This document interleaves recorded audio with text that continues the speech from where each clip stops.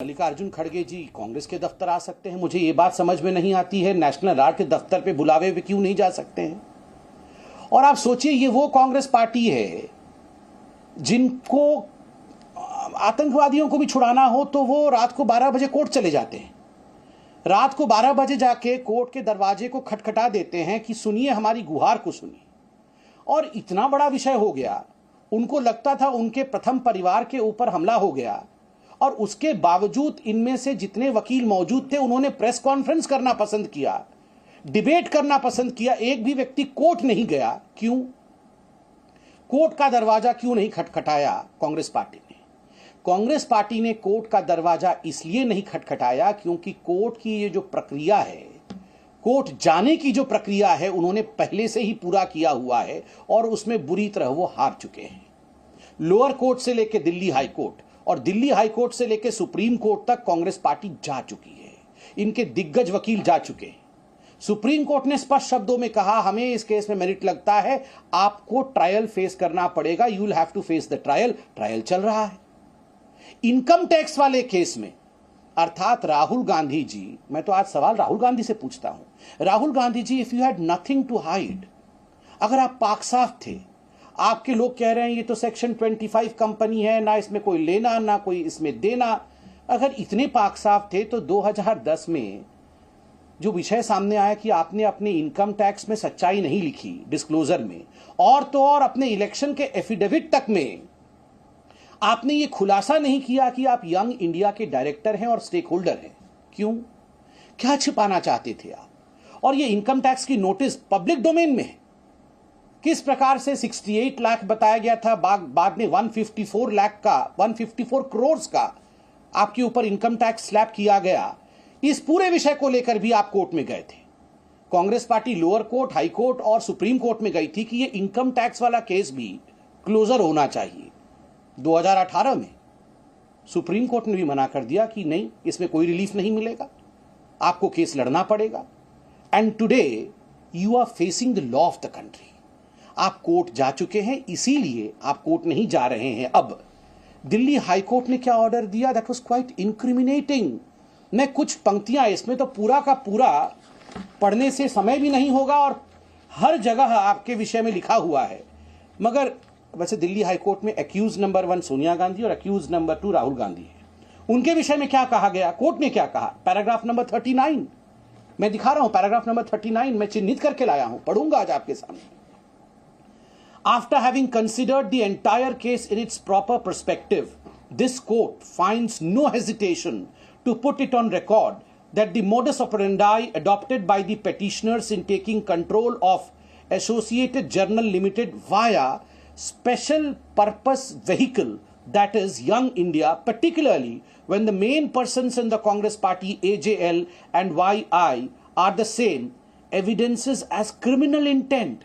Whether it is cheating, criminal misappropriation or criminal breach of trust is not required to be spelled out at this nascent stage. In any case, by no stretch of imagination, it can be said that no case of summoning the petitioners as accused in the complaint is in question is made out. आप सोचिए जरा, इसमें आगे ये भी कहती है, gravity of the allegations leveled against the petitioners has a fraudulent flavor involving a national political party, and so serious imputations smacking of criminality level against politician need to be properly looked into. ये view Congress party ने दिया था। उसके जवाब में court ने ये सब कहा कि नहीं, मिस अप्रोप्रिएशन है, चीटिंग है, इसलिए समनिंग होगा। जिस प्रकार से कोर्ट ने पूरे विषय में एक्यूज नंबर 1 और एक्यूज नंबर 2 को इंप्लीकेट किया है, और उसके बाद सुप्रीम कोर्ट ने भी कहा है ट्रायल फेस करना पड़ेगा, यह विषय बड़ा गंभीर है। और मैं आपको बताना चाहूंगा, इस पूरे मामले में 2 कंप्लेनेंट जिन्होंने चिट्ठी भी लिखा था, जस्टिस काटजू और Shri Shanti Bhushan ji. Shanti Bhushan ji former law minister रहे हैं।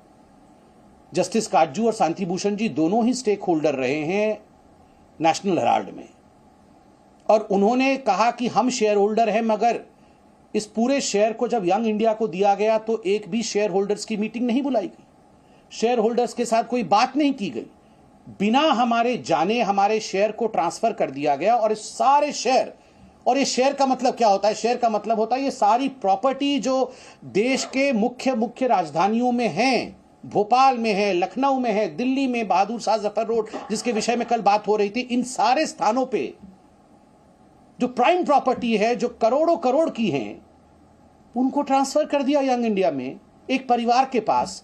और यहां ये कह रहे याचना नहीं होगी, रण होगी। वाह, करप्शन भी करेंगे और रण भी करेंगे, दोनों तो नहीं हो सकता है। भ्रष्टाचार और रण ये नहीं हो सकता है, और भ्रष्टाचार और रन RUN ये भी नहीं हो सकता है। भ्रष्टाचार हुआ है तो पकड़े जाएंगे, भ्रष्टाचार हुआ है तो कानून के सामने आपको पेश होना ही पड़ेगा। कांग्रेस से सिर्फ इतना कहना है कि ये ड्रामा बंद करिए, अपने आप को कानून के हवाले करिए। बहुत बहुत धन्यवाद। समित मोहित फ्रॉम टाइम्स नाउ।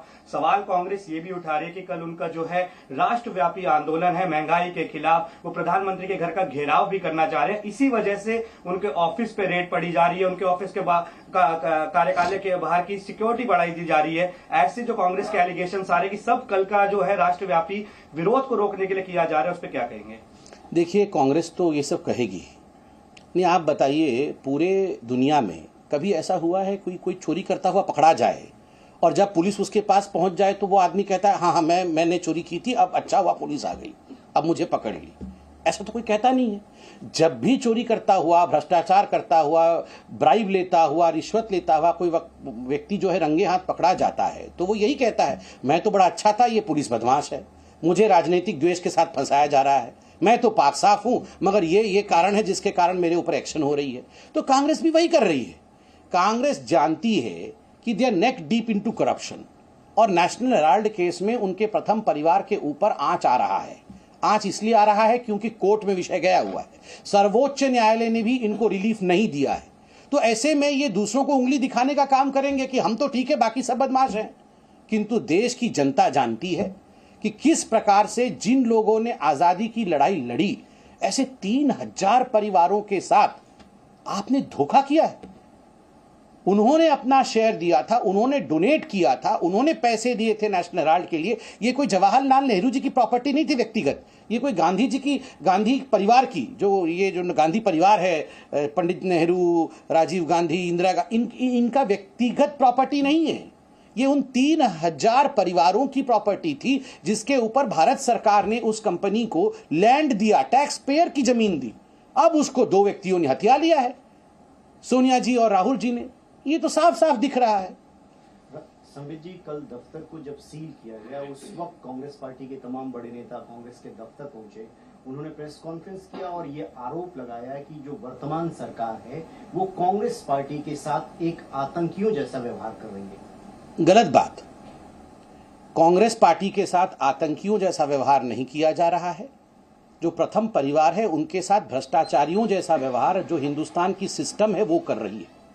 स्वाभाविक है, जो भ्रष्टाचारी हैं, जिन्होंने करोड़ों करोड़ रुपए भ्रष्टाचार के माध्यम से बनाए, तो क्या जो हिंदुस्तान का संविधान है उन्हें भ्रष्टाचारियों की तरह ट्रीट नहीं करके उनका महिमामंडन करेगा क्या? तो आतंकवादियों की तरह ट्रीट नहीं किया जा रहा है, भ्रष्टाचारियों की तरह ये देश का सिस्टम उन्हें संविधान के अनुसार जो अनुच्छेद है उसमें ट्रीट कर रही है। एक आखिरी सवाल सर, राहुल गांधी कल कर्नाटक गए हुए थे, उन्होंने तिरंगे को लेकर ट्वीट किया और कहा कि जो लोग 52 साल तक अपने कार्यालय में झंडा नहीं फहराए, ये जो बीजेपी है उसी राष्ट्रद्रोही ऑर्गेनाइजेशन से निकली हुई है, यानी आरएसएस को सीधे तौर पर वो राष्ट्रद्रोही बता रहे हैं।